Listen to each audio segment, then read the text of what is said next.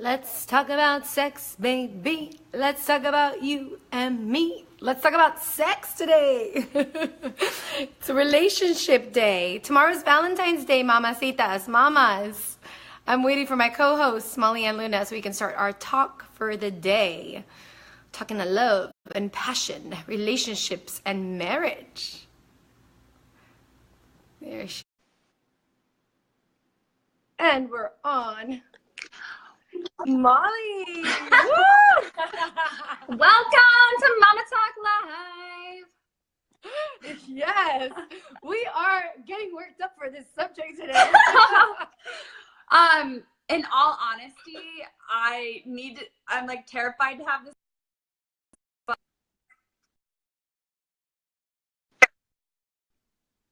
I'm sorry, you got cut off. What did you say, Molly? I said, in all honesty, today's conversation is one that makes me feel uncomfortable, but I need to have this conversation. Well, ditto, girl. I think everybody, yes, this is such a relevant conversation for all the mamas out there that are married, and tomorrow's Valentine's Day, so we sort of wanted to bring in like the love topic. Yes. And marriage, because, wow, like everything is thrown at us right now with Valentine's Day, all the sexy lingerie and the red silky, Bring me the chocolate. I just want the chocolate and the wine. But no, seriously, mommies, welcome to Mama Talk Live. If you're here with us live, say hello in the comments below. We want to know who is watching with us. We need your help on this topic, mommies. Yeah, we know all about, what you guys do to keep the passion alive in marriage. Mm-hmm. Yeah, so as you know, we've got Miss Valentina Izarra, the creator of Mamas con Ganas here, Miss Latina Mamacita, and then... Yes, and Molly and Luna, the creator of Mindful Mamas TV. Yeah, and so here's the deal, mommies. I'll speak for myself. I am a married mommy. I'm a married woman. I'm more than a mommy, but mommy's just like my full-on identity right now. I've been married for 10 years, and I am extremely passionate and career focused. And I'm just gonna be real honest with you. Like, the passion could be burning a little bit hotter right now. Well, I think it's something that we all go through. Like in marriage, it's sort of like an up and down thing. I've been this is my second marriage, so yeah, so this is the second to go around. This topic also was like a topic that I'm like, oh my God, I'm scared to talk about. It's very personal, and but I do feel that that honestly, passion is something very important in the relationship. And when we're lacking it, and when we're feeling that we need it, or it's not there, or we feel like we've lost it somehow, we need to bring it back in or whatnot. It's super important. So, and for all of us, so yeah, it's a topic. So like, what do we do to keep that spark alive, to keep it there? Mostly when because you've been with your husband for 10 years, mm-hmm.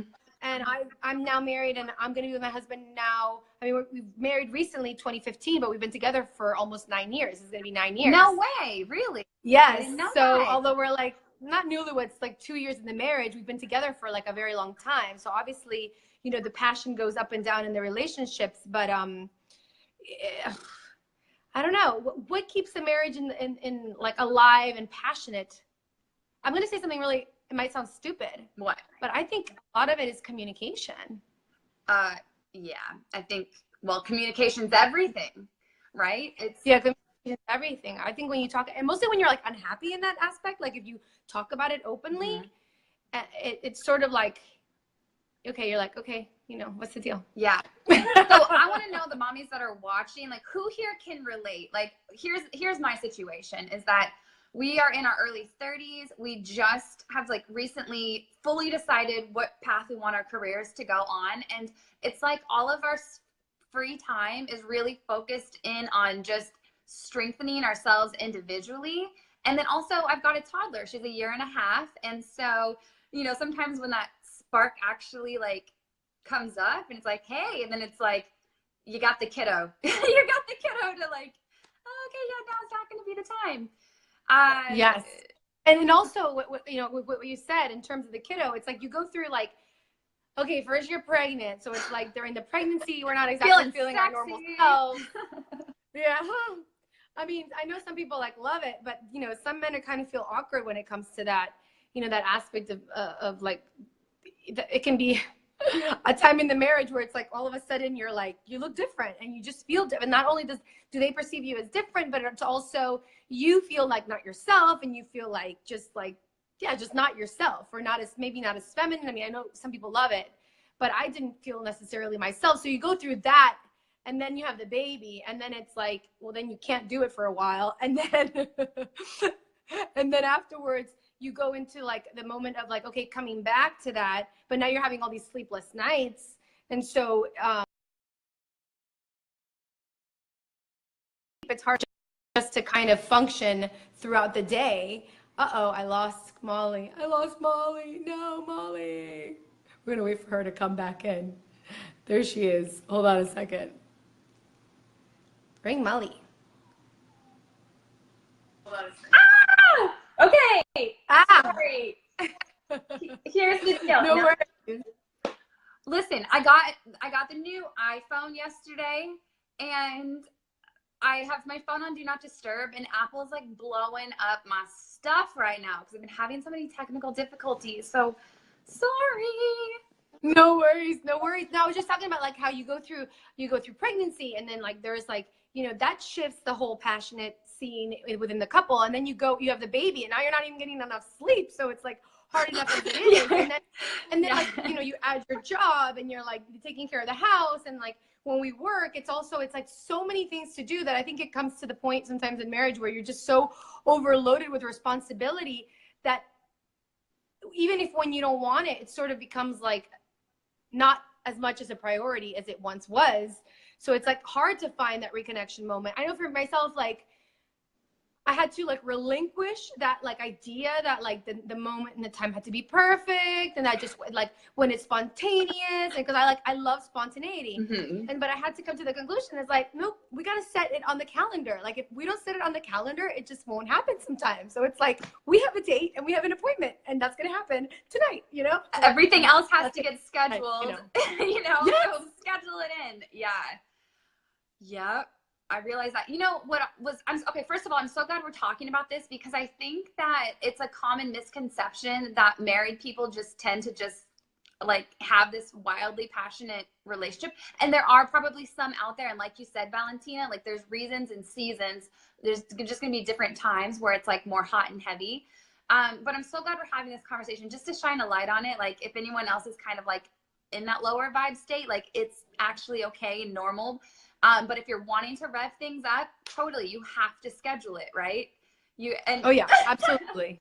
And like trips, like, you know, when you, and I know you mentioned that, like, we were talking previously, and you're like, you know, sometimes we just need that like moment of reconnection where you just leave the kids behind and you go and you have your trips. And that's been like some of the most magical moments have, like, I know for my husband and I is when we travel without the kids, because it's all of a sudden we're like, oh my God, we don't have to feed anybody. Like, oh my God. You know, like, yeah, we can just take care of ourselves and then let our instincts kind of just take over again, once again. Yeah. You know, my girlfriend brought this up the other day, and I thought it was so smart. It's like, sometimes when you're in that, you're having that hard time, because if it's been a while, it can feel really awkward of like coming back together. And if you're not getting in enough side by side time, like just meaning like going out to the movies, having lunch, you know, and just having a conversation over a glass of wine, taking a hike together, like whatever would be side by side time for you and your lover. If you're not getting enough of that, it makes it really challenging to have that belly button to belly button time. So making sure and focusing that you're filling up your time when you're scheduling in things with your spouse or your lover, like scheduling in that side by side time as well, so it can accumulate and compound, and then it just makes it a little bit easier to. That sounds so weird. I was gonna say like slide right in. No, but it's true. You have to schedule that in, and it's like, that's what I say. I'm like, I tend to be like somebody who's spontaneous. So I kind of think that takes out kind of like the, I don't know, the excitement of it. But I used to think that way, but it got to the point where it's like, no, I mean, like, it has to be scheduled, because if it's not scheduled, then it's not happening in our busy schedules. Mm-hmm. And we also have like a sort of, I'm nocturnal, and he's like a morning person. So we have that challenge to deal with as well. Yeah, we do so too. When you have that type of, yeah. when you have that dynamic where the times are different for different people, it becomes even more challenging. So we've actually been discussing the idea of doing that. You know how everybody says to do it like a date night. So like to set, okay, that day is for, and I actually started writing a schedule, and I realized, oh my gosh, I have very little of that side by side, like you said, that time, that just like quality time with him. Yeah. And I realized if I don't schedule it, that's why time just like keeps on going and going. And sometimes we don't have enough of that quality time together.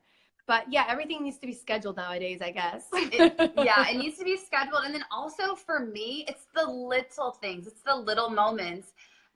One thing that my husband is so great at, he's so good at this. Every morning, and he's been making this a part of his sacred daily practice. Every morning, like stopping first thing in the morning, like looking me in the eye, giving me a hug, giving me some words of affirmation, of telling me, you know, why he loves me. And like, it's just like a little pep talk for the day, just a reminder, like, hey, I know things maybe haven't been to that level of intimacy lately, but like, to me, sometimes there's nothing more intimate than just having that eye contact and those words of affirmation, and just doing the tiny things throughout the day to show one another that you do care. Yes. No, it's so true. And you know, going along with that idea is like making things like how do I say it? Like making things like a deal. Like again, like, you know, we used to, like when you're in that stage of like, or when the man is in the stage of wooing, or we're in that wooing stage where we dress up for them and they dress up for us, and it's like you can't lose that. I feel like when you lose, you know, when you lose that and you're like, okay, you're wearing sweatpants to bed every single night. Yeah, same for me. Which can happen because take you get the yoga pants off. Yes, I have to take my Harry Potter shirt off. Yeah, right. I have a Game of Thrones t-shirt that I like to sleep in. Like, okay, maybe I could put on my, like, they're not sexy by any means, but they're just like a purple, like it almost kind of looks like this, like a tank top, like purpley nightgowns. Like, it doesn't have to be like the lingerie, but it doesn't also have to be the Game of Thrones t-shirt and yoga pants. Yes, and because it does make a difference. You put that thing on and you go to bed, and they're like, "What?" And you kind of confuse them a bit. Or even better, just go to bed naked, and who knows what can pop off at like 2 or 4 in the morning. You know, you just roll over and you're like, whoa, that's a nice little surprise. I don't know. This is a PG show, though. Probably I shouldn't say those things, but. And the other thing is like just taking advantage of like those little moments. So you can't expect to have like just an hour of like just free time with the kids. It's like 15 minutes. Let's go.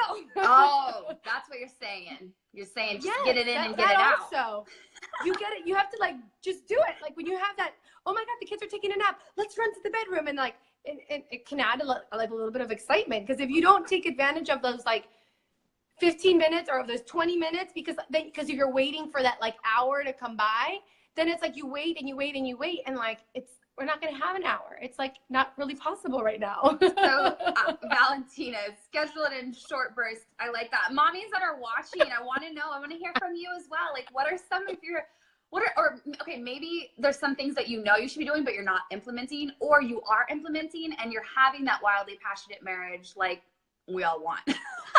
Make sure you're telling us in the comments below. Absolutely. And Molly, are you doing anything special tomorrow for Valentine's? Oh, get this. I'm so excited. My mom, you know, she's the one I do my podcast with, Once Upon a Mama.